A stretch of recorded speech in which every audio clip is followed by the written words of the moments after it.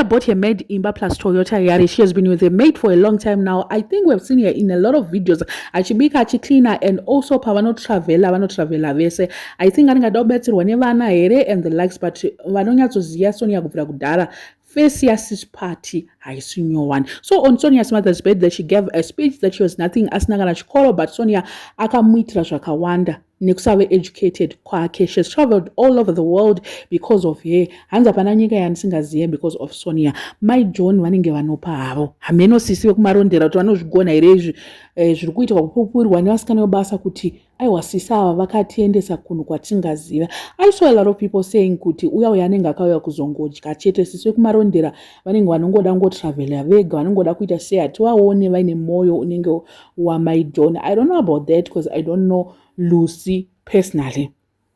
So she has said kuti Sonia has got a good heart. Sonia munhu anogarika naye. At least maid wake akaritayawo anenge aine kokuyenda anenge aine motikari yake.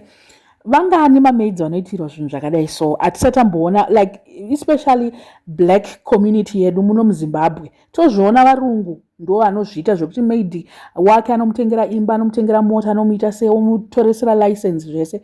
Isusu kumablacks tinenge tine kakunyima ende futi tinoshaya ndo zvimwe pamwe pacho tinenge chida kutoita but kushaya chaiko tinotoshaya kuti toita sei because tiri limited pamafinances. My John is a rare gem. I love you for that.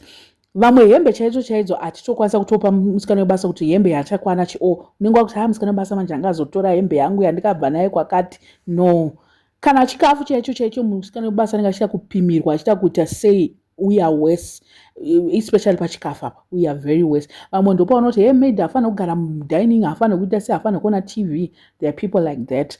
And maid uyu ari kunyadzozoti akaenda akasiya basa zvinhu zvake zvitori right. There are a lot of videos aSonia aina maid wake ekuti vanhu taitombofunga kuti pamwe ihama because the way they were so close vachitravela vese tiutazomuona achipfeka uniform ari mumba mukitchen tikazoona kuti ndimaid ende futi anenge kufanana so namai vaSonia nevanhu vekumba kwana Sonia amene kakufanana namama wake nanamainini wake kaakaita maid uyu. I don't know if they are related or what, but I don't think so. Handizi yangu, I don't know, but taitozoona neuniform kuti okay uyu anenge maid but vaifamba vese even paangari married namabhigi taivaona vari vese. She played a big role in raising Anna John.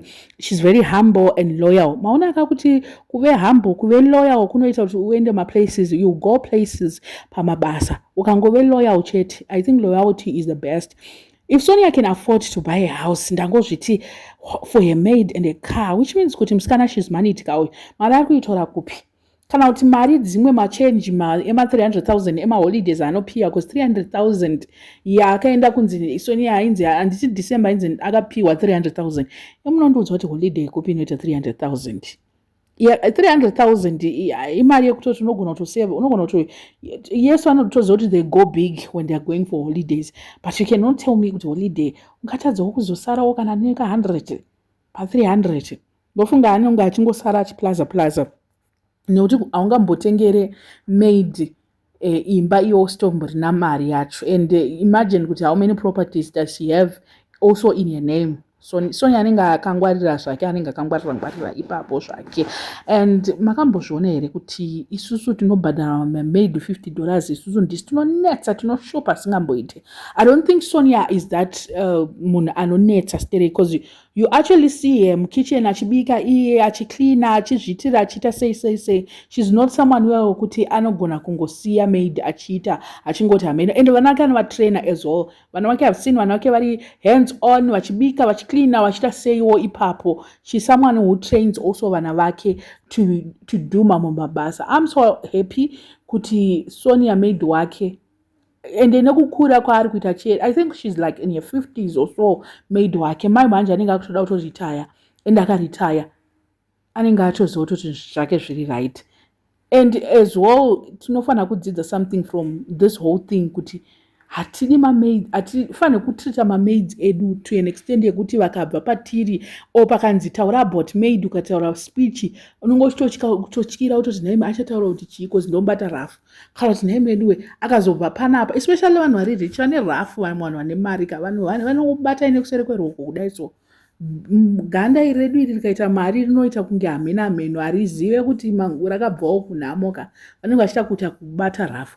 So I think kuti mamaids edu tikamabata zvakanaka haazotadziwo kuti kana akunzewoku anofanira kutitaurira kuti okay, I was working for this lady, akanibata zvakanaka akaita sei, pane kutoti akatobuda panapa ndototya kutoti hey, masecret achabuda naanti panapa, ai masecrets acho hamheno like it's going to destroy me. Imagine kuti maid waSonia uyuyu mufunga kuti haana zvaanoona, haana here divorce yese kuitika kwese kwaitika, hapana zvaanoziva, anotozviziva but hazvibude because they've got a good working relationship yavanenge vaina. I don't know what you guys think, but a lot of people are just happy to see maid wamai John atengerwa imba, mota zvese anazvo. Vanhu vari kungoti anongonzi edu musaladhi muchii, but anenge musaladhi anogarika naye, because vamwe vanhu vanenge vari masaladhi ka, but Slay Queen harigarike naro, ndopa zvimwe zvinhu.